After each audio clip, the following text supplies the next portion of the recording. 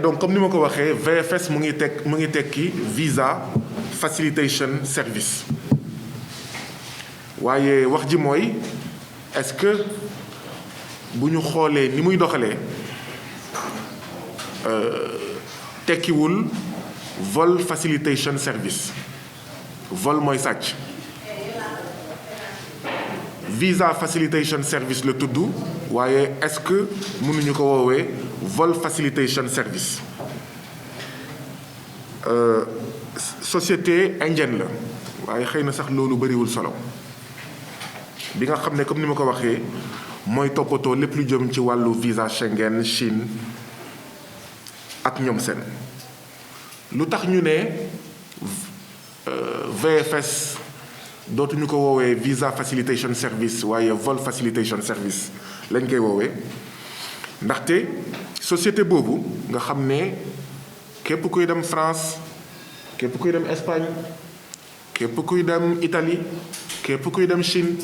foofu ngay dem déposer sa demande de visa dañoo jàpp ne taxawaayam dafay sàcc liggéeykat yi nga xam ne ñoom ñoo fa nekk lu tax ndaxte benn liggéeykat yi fa nekk ngir am congé 24 jours ouvrables yu mot jafe na ndaxte société bi dina wax ba sa 24 jours du mat yenn saay sax dina mun mais yenn saay sax au lieu de 24 jours nga def 18 jours fukki fan ak ñett de congé ñu jàpp ne loolu sàcc la ñaareel bi mooy heure supplémentaire liggéeykat yi munoo muusa ko waane ba heure supplémentaire yu mat sëkk ñu fay la ko dinañ ut ay lay ba du ñu fay heure supplémentaire wala bu ñu waree fay fukk ñu fay ñaar wala ñetti waxtu ñetteel bi mooy weer bu nekk liggéeykat yi dañuy am ay bonus ay prime mensuelle prime yooyu prime liggéeykat yi la waaye direction ba nekk ca bopp VFS day fexe ba moom direction bi mu am pàcc bu mu jël ci prime yi nga xam ne prime mu employé yi la li ci des mu bàyyil ko employé yi ñeenteel bi mooy société boobu li fay dox mooy assurance pour liggéeykat yi mu ngi couvrir rek liggéeykat bi ak jëkkëram wala jabaram ak ñaari doom boo amee ñetti doom sa ñetteel doom bokk ci boo amee ñeenti doom sa ñeenteel doom bokk ci waaw ñu jàpp nag ne VFS boobu xam naa ne xamul ne Sénégal la nekk VFS boobu xamul ne Afrique la nekk ndaxte boo bëggee gis ay famille yu am ñaari doom na nga dem implanté wu Europe na nga dem implanté wu États-Unis te foofu sax foog naa ne di nga fa fekk ay famille yoo xam ne ëpp na ñaari doom kon mënoo ñëw implanté wu Afrique mënoo ñëw implanté wu Sénégal di liggéey nga naan ay pàpp yaay doom pàpp yaay ñaari doom ngay assuré ñeneen ñi nag kan moo leen di assuré te li ci métti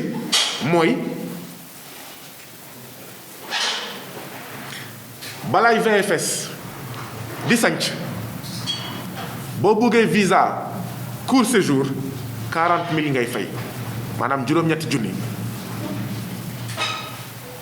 parce que jamono jooju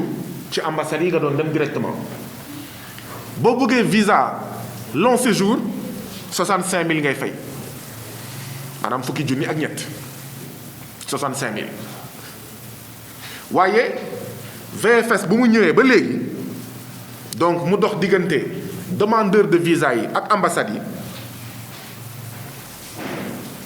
da ngay fay juróom-ñetti junni yi bu dee court séjour fay fukki junni ak ñett bu dee long séjour waaye nga teg ci 18 500 pour frais VFS 13 400 bu dee da nga bëgg a déposer sa demande de visa mu gaaw parce que defe naa loolu mooy salle premium ak 650 francs pour SMS bi nga xam ne moom moo lay xamal ne sa passeport disponible na te yenn saay sax SMS boobu da nga koy yéex a jot. donc xam ngeen ne xaalis la société boobu di liggéey. lii gën a firndeel ne xaalis la société boobu di liggéey mooy boo jëlee jamono yi nga xam ne moo dox diggante weeru mai ak weeru août, société bi VFS dina def bés bu nekk lu jege lu ëpp en tout cas autour de juróomi téeméeri dossier de demande de visa lay traité bés bu nekk. bu ñu jàppoon ne 500 demandes de visa le société boobu di traité bés bu nekk, xool leen rek bu fekkee 500 yëpp visa court séjour la ñuy déposé maanaam 40 000 francs nga multiplier ko par 500 dossiers. xam ngeen ne loolu en fait xaalis bu bëri la nga jàpp ne c'est du mois de mai au mois d'août. xaalis boobu yëpp nag liggéeykat yi di ko liggéey, employés yi di ko liggéey. bruit bi ça vous dérange pas? waaw mun ngeen tëj bunt bi. bon il fait déjà frais hein. et puis xam nga amuñu fond politique nga naan métal clim yow itam yaa ko tey.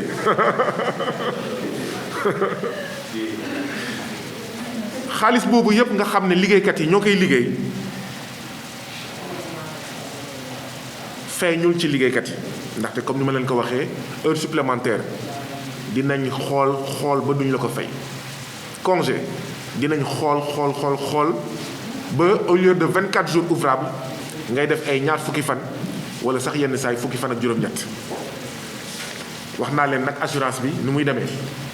fexe nañ daal lay nañ daal ba pap yaay ñaari doom la ñuy jël en charge. waaw mais li ci gën a doy waar moo di ne bi VFS di commencé ay yëngu-yënguwam fii ci Sénégal liggéeykat yi mu njëkk a signé seen salaire bu njëkk seen salaire de base 250 000 la woon waaye liggéeykat ñu ca topp mu commencé di leen di fay salaire de base 150 000 kon VFS di gën di am xaalis liggéeykat yi di gën di ndóol. li ci doy waat nag moo di ne ci jamono coronavirus bi waaw dëgg la ñun ñëpp xam nañ ne coronavirus bi dafa impacté ay société. xam naa sax jamono coronavirus bi voyage yi wàññeeku na loolu yëpp xel mu xëy na mën na ko nangu. voyage yi wàññeeku na donc demandeur de visa yi wàññeeku na ak ñoom seen donc mën nañ comprendre ne dëkk tugal yi nga xam ne dañ doon tëj seen frontière ndax xeex coronavirus dëkk yooyu mënatuñ fa dem donc dëkk yooyu demande de visa yi day daal di wàññeeku loolu yëpp xel mën na ko nangu. waaye état du Sénégal jël benn dogal benn ordonnance ne ak coronavirus bëggatuñu ñu dàq benn employé benn. ñaareel bi chômage technique sax dañ koy waxtaanee te bu fekkee mënul ñàkk ci benn entreprise chômage technique payoor bi mënul gën a tuuti téeméer boo jël ci payoor bi juróom-ñaar fukk maanaam 70% du salaire. bi coronavirus amee VFS ne mbas mi dafa impacté yëngu-yënguwam mu nekkoon day def chômage technique waaye li ci doy waar ci chômage technique bi mooy dafa commencé di fay 70% des salaires mujjantel bi muy fay 50% mujjantel bi sax muy fay 30% des salaires 30% des salaires lu mu mun fay dégg ngeen sànq li ma leen wax liggéeykat yu njëkk yi nga xam ne ñu ngi nekkoon ci boîte bi seen salaire de base 250 000 la woon ñi leen fekk si 150 000 la woon 150 000 déjà boo ko xaajee ñaar 75 000 la 75 000 bu fekkee da ngaa dëkk Pikine nga war a dem liggéeyi xaw ma VFS 75 000 xanaa paas bi sax matul ñu naan déet 50% de 150 000 tuuti na nga naan 30% 30% du salaire de 150 000 ah ngeen jàpp ne loolu dëgg la ngay fay liggéeykat moins de 75%. mu mel nii moins de 70%. mu mel nii VFS boobu dafa amoon jubluwaay dafa amoon fu mu bëggoon jëm ndaxte liggéeykat boo demee ba di ko fay 30% de son salaire yow dafa mel nii da ngaa bëgg a dàq liggéeykat bi mu demal boppam. dafa mel nii da ngay buntu xatal liggéeykat bi ngir mu demal boppam bëgg nga ko dàq waaye yow bëggoo jël dogal bi da nga koy naxaral da nga koy méccital da nga koy toroxal ci bërëbu liggéeykaayam ngir moom mu demal boppam ndaxte loolu mooy 30% de salaire. loolu nag ñu koy ñaawlu ñuy interpeller état du Sénégal ndaxte moom moo génne woon këyit ne même chômage technique ba mënul ñàkk lu gën a tuuti lu gën a yées lu ñu mun fay li entreprise boo xam ne mbas mi da ko laal lu gën a yées li mu mun fay liggéeykatam mooy téeméer boo jël 70%. état bi nag toog na seetaan ba entreprise bii di VFS di fay ba ci 30%. ana état du Sénégal waaw bu fekkee pour matraquer état du Sénégal mu ngi fi bu fekkee pour gazer état du Sénégal mu ngi fi bu fekkee pour jàpp tëj état du Sénégal mu ngi fi waaye bu fekkee pour aar askanu Sénégal pour aar liggéeykat yi nekk Sénégal état du Sénégal abonné absent ba ay patron voyou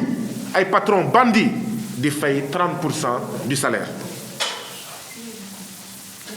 ñu ne déet mu ñëw ne day def licenciement pour motif économique. licenciement pour motif économique boobu jaarul yoon dafa ñëw rek ne waaw man tànn naa juróomi liggéeykat yoo xam ne naa leen def licenciement pour motif économique. ñu ne ko déet loolu mënul nekk mu ne kon 50% des travailleurs naa leen yóbbu ci licenciement pour motif économique waaye mujjantal bi juróom la si tànn juróomi liggéeykat mu ne leen VFSD mënatul fay ni mu doon fayee waxtaanu si wanewul ci lan la teg mu ne mënatul fay liggéeykat yi loolu mu ngi am ay mois de décembre. mu ñëw ne dañuy def départ négocié waaye départ négocié boo xam ne amul benn négociation ak liggéeykat yi ñëw rek bëgg leen imposer dara liggéeykat yi ne ñoo lànk ñoo bañ. départ négocié mooy départ waxtaan donc nañu lal waxtaan nañu lal waxtaan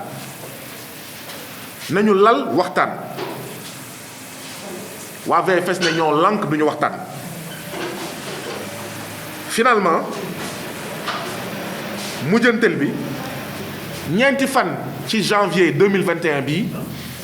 ñu licencié seen juróomi liggéeykat. te balaay le 4 janvier 2021 bii ci mois de décembre VFS viré liggéeykat yooyu xaalis boo xam ne liggéey ëpp na seen payoor liggéeykat yi naan waaw lii lu mu doon. kon mooy li ma doon wax dafa mel ni VFS dafa amoon plan de liquidation de liggéeykat yi nga xam ne saay bu réunion amee ñooy wax waaw ni Macky Sall saay bu amee ñoo xam ne ñooy dut baaraam li askan wi di sonn di jéem a liquider diw jàppee diw tëj diw nëbb jant diw mu mel ni kon VFS ci loolu la nekkoon ak liggéeykat yi nga xam ne délégué du personnel yi ne pat ne tekk fekk liggéeykat VFS ñu ngi torox moom ay liggéeykat yoo xam ne ce sont des liggéeykat dignes am jom am fulla am fayda du ñu naan putit ñu ciblé liggéeykat yooyu versé leen xaalis seen compte ba pare ay fan ci kanam ñeenti fan ci weeru janvier 2021 bii passé ñu ne leen dàq nañ leen. mais li gën a ñaaw ci chômage technique bi li gën a ñaaw ci licenciement bi moo di ne chômage technique ci ñëpp la métti wax dëgg yàlla licenciement ci ñëpp la métti waaye nag boo nekkee ci entreprise boo xam ne dafa am ay contrat à durée indéterminée CDI ak ay contrat à durée déterminée CDD waaw quand même booy def chômage technique dafa am choix bi ngay def booy def licenciement dafa am choix bi ngay def CDI bokkul ak CDD boo nekkee entreprise boo xam ne liggéeykat yii dañoo am jabar ak doom am jëkkër ak doom mu am ay célibataire dafa am choix bi ngay def dama koy baamtuwaat licenciement ci ñëpp la métti waaye xel mën na nangu genn wàll kasara moo gën kasara célibataire amul jabar amul doom ak jigéen boo xam ne mu ngi ci entreprise bi am jëkkër am ay doom bu licenciement mënul ñàkk foog naa ne bu dee genn wàll kasara moo gën kasara célibataire bi la ñuy bàyyi donte métti na VFS deful loolu ñi mu dàq ñépp juróomi liggéeykat yépp ay CDI la ñoom ñépp ay père ak mère de famille lañu fekk ne amoon na ay célibataire foofu fekk ne amoon na ay CDD foofu fekk ne amoon na sax ay CDD yoo xam ne lu leen dese pour mu jeex bariwul naka ngay licencier CDI bàyyi CDD boo xam ne lu ko fa dese bariwul donc mu mel ni kon règlement de compte boobu ma doon wax plan de liquidation boobu ma doon wax bu fekkoon c'était un plan rampant plan bi nag 4 janvier plan bi taxaw na tem wane boppam mais li ci gën a ñaaw ci licenciement bi xam ngeen mooy lan li ma wax ni yëpp ñaaw na mais ci juróom yi nga xam ne dàq nañ leen amoon na benn jigéen bu ëmb ñi xam code du travail xam nañ ne kenn du licencier jigéen bu ëmb le 4 janvier 2021 VFS ci juróomi liggéeykat yi mu dàq ñoom ñëpp mu dàq leen ci anam bi ma wane te mu ñaaw dëppoowul ak yoon amoon na jigéen bu ëmb mbokk yi bu ñu seetaanee ci Sénégal ñuy toroxal liggéeykat ñu naan déet ñuy salfaañee sañ-sañu liggéeykat ñu naan déet waaye ñuy salfaañee liggéeykat yu jigéen yi jamono yi nga xam ne dañoo ëmb mbokk yi suñu Sénégal bi day yàqu te lii waruñu ko seetaan waruñu seetaan liggéeykat yi ñu leen di toroxal te mu am ministre du travail fii ci Sénégal wax ji mooy anam ministre du travail dafa mel ni fii Sénégal ministre du chômage moo fi am ministre des arriérés de salaire moo fi am ministre des licenciements arbitraires ak injuste moo fi am ndaxte licenciement bii licenciement arbitraire la jaarul yoon jaay doole la licenciement liquidation la licenciement pour dàq ñoo xam ne ci biir entreprise bi waaw dañ doon wax te yàlla tax dañ doon wax te njëriñu liggéeykat yi tax donc ñu dàq si benn jigéen boo xam ne dafa ëmboon te entreprise bi xamoon na ne liggéeykat boobu dafa ëmboon mbokk yi tey la 30 mars waaw ñu ngi ci njeextelu weeru mars waaw xëy na 365 jours yépp dama jàpp ne ñetti téeméeri fan yépp ay fanu jigéen lañu waaye weeru mars moo gën a ti fort encore xam ngeen ne waruñu toroxal jigéen waaw waruñu sax toroxal góor waaye bu tànn di am man jàpp naa ne nañu toroxal góor bàyyi jigéen bu tànn di am damay naan xëy na nañu toroxal jigéen te bàyyi jigéen bu ëmb lii ñaaw na lii du dëgg du yoon te waruñu ko seetaan ndaxte lii bu amee ça veut dire que xëy na mu ngi am feneen xëy na amoon na feneen ñuy licencier ay jigéen yoo xam ne dañoo ëmb ñaanuma ko yàlla sama xarit Adja mu ngi fi ak sama yeneen xarit yi yoo xam ne xëy na masque bi tax na xàmmee ma leen waruñu seetaan lii ndaxte lii raam ñuy toog di ko seetaan fu mu jëm baaxul ana inspection du travail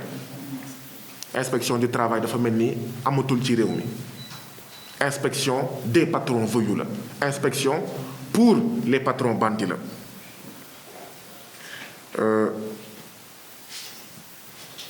lii mooy li nga xam ne moom la ñu waxoon fii moo ñu indi woon fii et donc bu ñu sañoon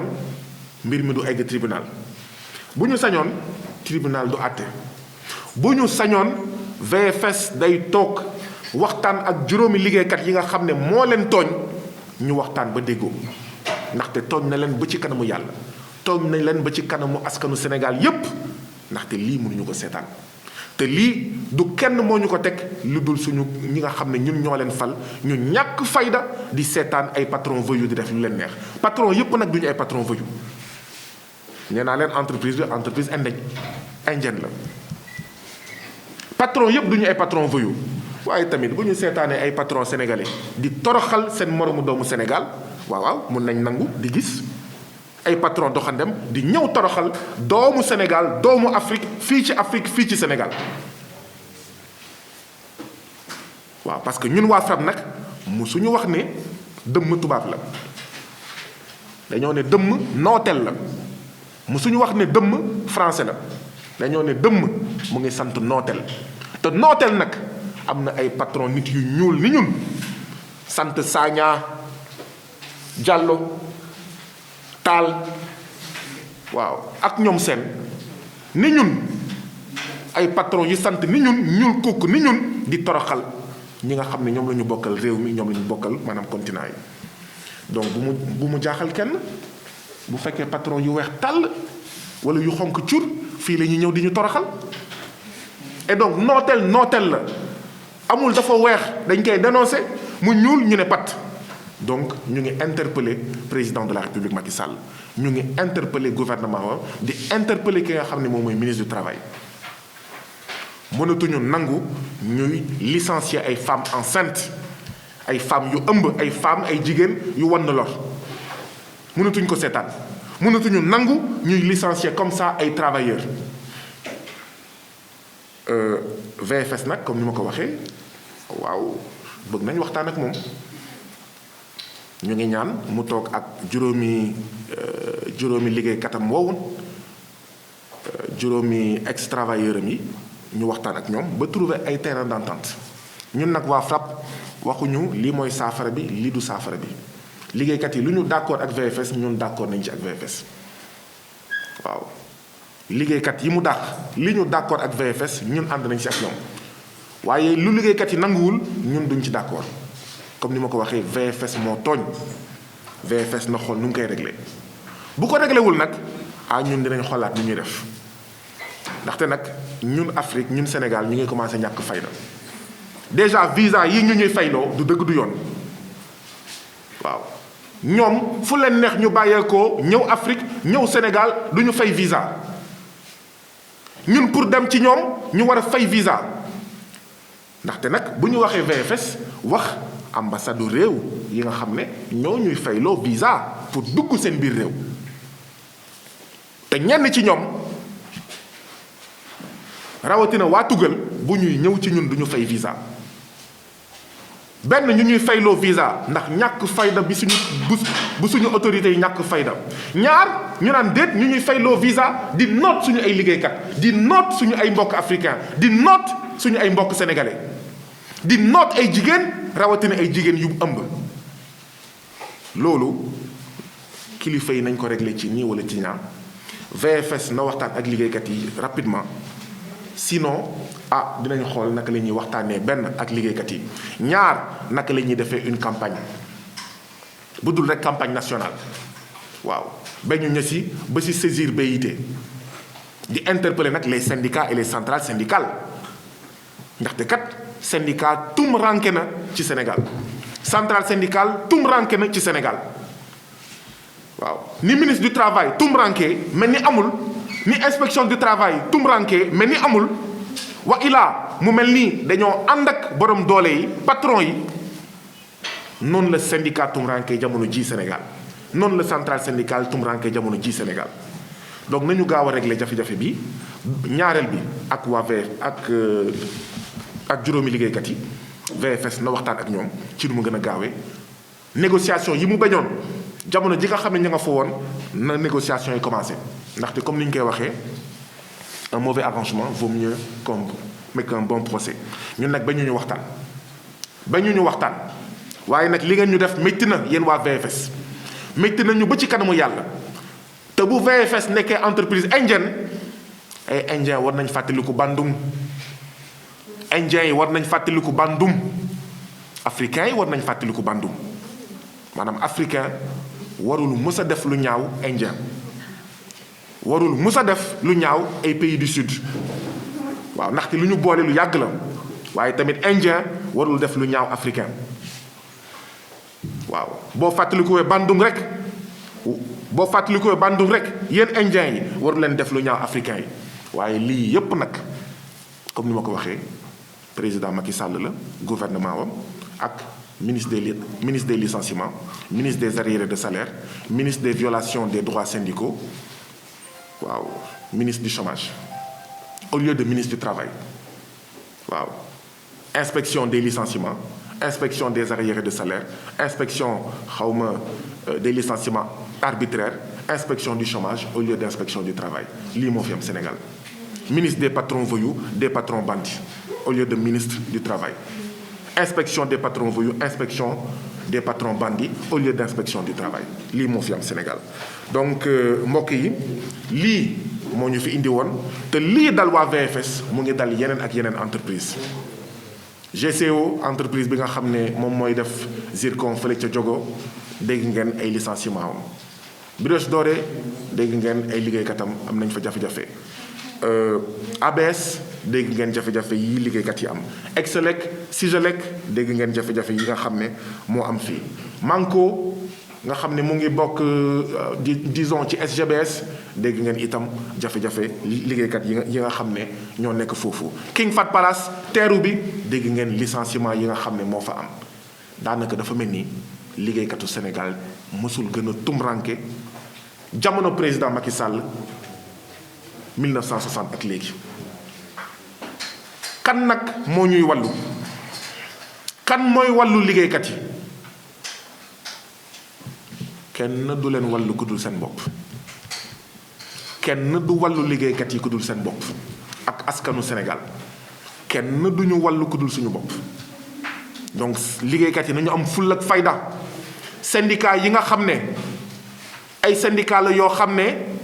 encaissé cekof lañ fi nekkee encaissé xaalis 1er mai encaissé des enveloppes en espèces sonnantes et trébuchantes encaissé xaalisu pacte de stabilité sociale subvention de l'État 300 millions yi nga xam ne ñun ñëpp ñoo koy dégg syndicat yi nga xam ne nekkewuñ fi lu dul ñu créer ay institutions aussi inutiles que budgétivores ñu am fa place am place conseil économique social et environnemental am place HCCT ak fan ak ci conseil d'administration yi syndicat yooyu liggéeykat yi nañu am full ak fayda te dëddu leen syndicat yooyu liggéeykat yi nañu am full ak fayda xeex ci biir dàq seen njiit yi nga xam ne nekkee wuñ fi lu dul njaaloo ak patron voyou yi njaaloo ak patron bandi yi ëllëg ñu waxal liggéeykat yi ñuy wax ak patron yi nekkee wuñ fi lu dul njaaloo ak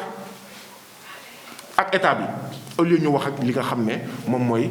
liggéeykat yi nous sommes très heureux aujourd'hui